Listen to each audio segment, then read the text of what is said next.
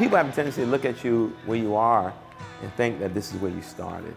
When we first got married and my wife was pregnant, at that time they called it WIC, but she was on food stamps. We needed that food, we needed that help. You know, we were 22 years old, married, well 23 at the time, married with 2 children, and we needed all the help we can get. I'll never forget those struggles. I'll never forget the people who helped me and my wife when we were 2 college students with a child and trying to figure out, you know, how we're gonna make this.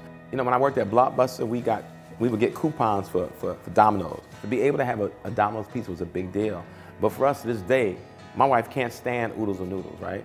Because ramen noodles, that's all we ate. She won't even look at them now. Honestly, between ramen noodles and Kool-Aid, which was 10 for $1, you know, that was it. And I mean, it was rough, man. That's why I understand it, you know. Thank you so much. I always, whoever I come in contact with, I try to put myself in their space. I volunteer from time to time at food pantry. My days are crazy. Monday is my only, Friday's my only off day, really. And what got me up that morning, I said, if people can wait in line on the coldest day, I can stand on dinner cold and serve.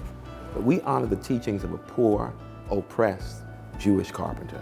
If you're gonna honor those teachings and honor your walk as a disciple, we lead with love. That means we honor the inherent dignity of every human being. All right, have a good one. When people are homeless or in need, it's already hard, right?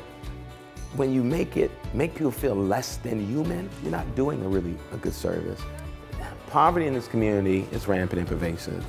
There were people who I'm sure I never imagined they would be in a food pantry line and losing jobs. Like last year during the pandemic, the lines were increasing. The pantry is always critical. And it'll always be a defining element to this church, because in doing that, we honor our higher calling. My legacy will not be in this building. It will not be in the things we acquire. It will be in the people's lives who we impacted. That's your legacy.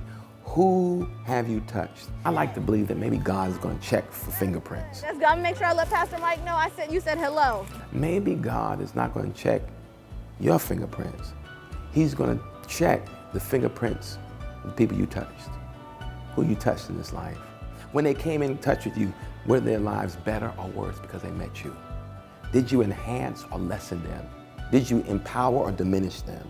For me, that's what it is. This work is about fingerprints.